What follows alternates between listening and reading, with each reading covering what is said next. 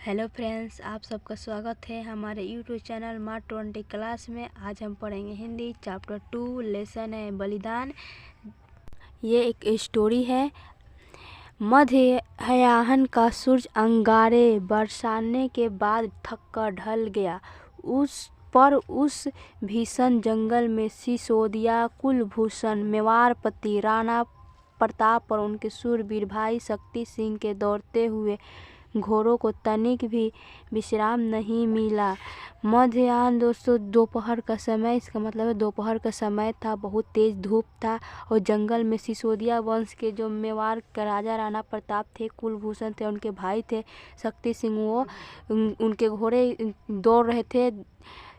एक तलाश में दौड़ रहे थे, एक शिकार में दौड़ रहे थे, क्योंकि वो दोनों भाई सारे दिन शिकार की तलाश में जंगल में दौड़ रहे थे।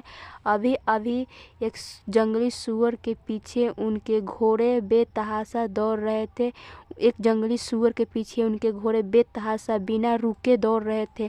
झाड़ झंखाड़ों के बीच से दौड़ता हुआ सूअर बड़ी चालाकी से बार बार मृत्यु को धोखा देकर साफ बच निकल जाता। दोस्तों, मृत्यु का धोखा देना, इसका मतलब है मृत्यु का धोखा देना यानी मरने से बचना। ये एक मुहावरा है, मृत्यु का धोखा देना यानी मरने से बचना। वो बार बार अपने प्राण बचा लेता था। अचानक सामने एक बड़े विशाला खंड को देखकर सूअर तनिक ठिठका कि दो विशाल भाले एक साथ उसके पेट में आ घुसे। वो एक विशाला खंड यानी एक चट्टान को देखकर ठिठका यानी थोड़ा सा रुका। जैसे ही वो एक चट्टान को देखकर रुका, तैसे ही उसके पेट में दो विशाल भाले, दो बड़े भाले आके घुस गए।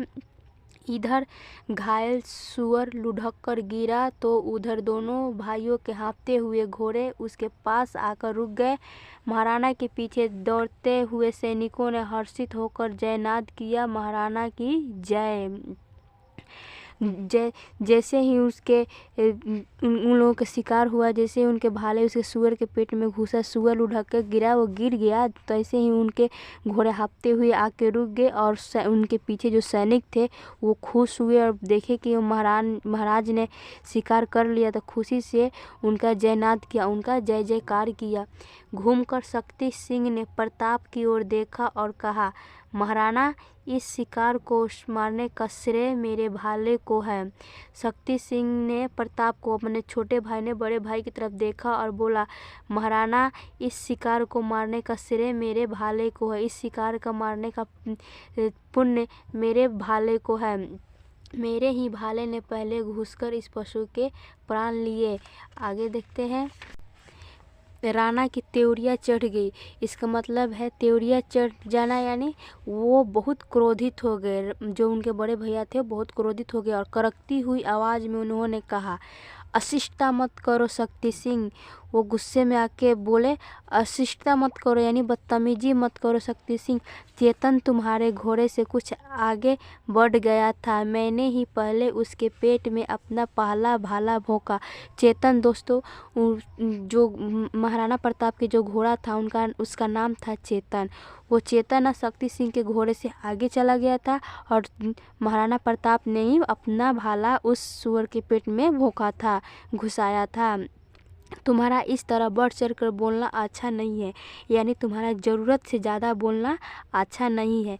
शक्ति सिंह आपे से बाहर हो गया और बोला, मत भूलो महाराणा कि मैं भी सिसोदिया वंश का राजकुमार हूँ। शक्ति सिंह के छोटे भाई ने गुस्से में आकर बोला कि मत भूलो महाराणा, मत भूले भैया कि हम भी सिसोदिया वंश के राजकुमार हूँ। दोस्तों, सिसोदा गांव में रहने के कारण उस गांव का नाम पड़ा सिसोदिया, और सिसोदिया राजवंश के नाम से भी लोग जानते हैं। मेरी भी नसों में बप्पा रावल और राणा संगा का रक्त बह रहा है। दोस्तों, बप्पा रावल वही है जो मान्य मौर्य को 734 ईस्वी में हराया था, उनका राज छीना था। बप्पा रावल ने ही उनका राज 734 ईस्वी में छीना था, उन्हें हराया था। मुझे इस तरह आंखें दिखाकर आप डरा ना सकोगे। और दोस्तों, वो बोले कि आप इस तरह आंखें दिखाकर हमें कभी नहीं डराओगे। जो राणा संगा थे, जो वो ना एक शक्ति सिंह थे जो सम्राट सिंह थे, उनको सम्राट सिंह को हम राणा संगा के नाम से जानते हैं। राणा की आंखें क्रोध से अंगार हो उठी। बोले, अरे नीच, तू मेरा महाराणा प्रताप का अपमान करने पर तुल गया। बोले अरे नीच, वो क्रोधित होकर बोले, अरे नीच, अरे तुम मेरा महाराणा नाम प्रताप का अपमान करने पर तुल गया है।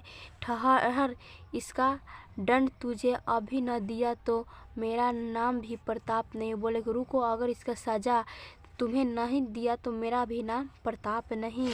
देखते ही देखते दोनों की तलवारें हवा में लहराने लगी। सभी लोग मूर्तियों की तरह हक्के बक्के होकर देख रहे थे।